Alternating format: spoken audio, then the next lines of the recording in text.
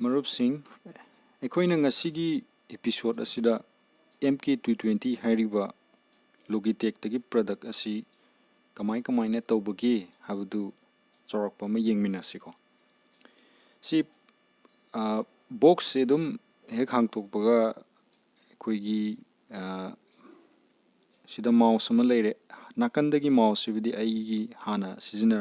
hana sijinarabagini ko. Keyboard, adapter, battery, khra yaure potchai khra ko kaishu thudokpa ataidi yaudra male. Sini moi inbox ta yaurokpa potchai singdo sida si se adapter du male ko. Adapter ne si je horen kaino kayani function tawna na ba haitare ne laptop ta connect tawna na bagidamukta ko. Dagi sida piraiba battery se CJ AA battery dagi sida leire ko mouse to sigi mouse yam plain oye yam chamme mouse kaishu kahani extra ergonomic facility feature kaishu yawo udiko ado sida happy battery se moina pirai is alkaline based battery ni hai moina company na kanna claim tawri sigi battery tha taruk chani na ado kamai tawgi habdu real life te yeng batare hujik be mouse setup loire ji keyboard tamu hujik yengminasi ko keyboard si adum yeng bada kaishu yam chawbu mande PA compact oi hajab tare PA habdi yadre keysing je extra large extra space adugum badi kaishu mande leiriba jaga sing jisu adum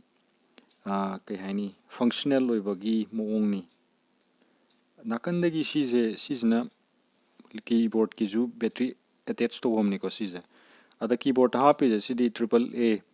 battery size AAA hargadi khoina khara piktha ba battery khoina yumda nungti ki sijna ba remote kumba daga hapna bado adugum badani maning dagi jina stand ni keyboard ki horen aina kitang wang haninge natraga flat oina thamninge haitaragadi sumaina adum theka thikta yai ko ai hojik keyboard ki battery je fit tawsalage am honna ayam lai adum na su hek kaigumba production leiba tor taragadi adum hek kaino to leibaga adum khangni ha jab tare ko ado ai sigi poram tang de haijegi ai nakan gi sigi battery hafam je si kitang ni komi ko adapter do sida leijare adapter je adum thingjal laga yarani kari tongan ba software karimta driver kaishu darkar oiba leiti just adum thingjal lani tawdo sijina doriba mouse keyboard ani do hana battery imdi fit tawirani ko ayaba ado ai sidum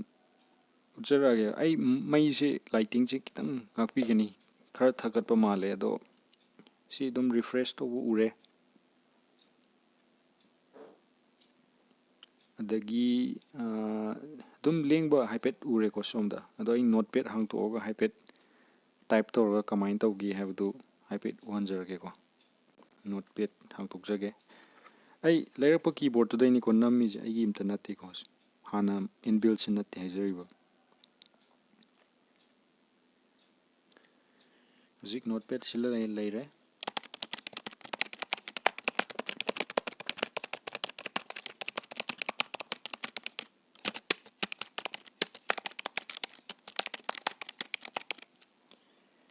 aini ngasai ju panjaki biduni masigi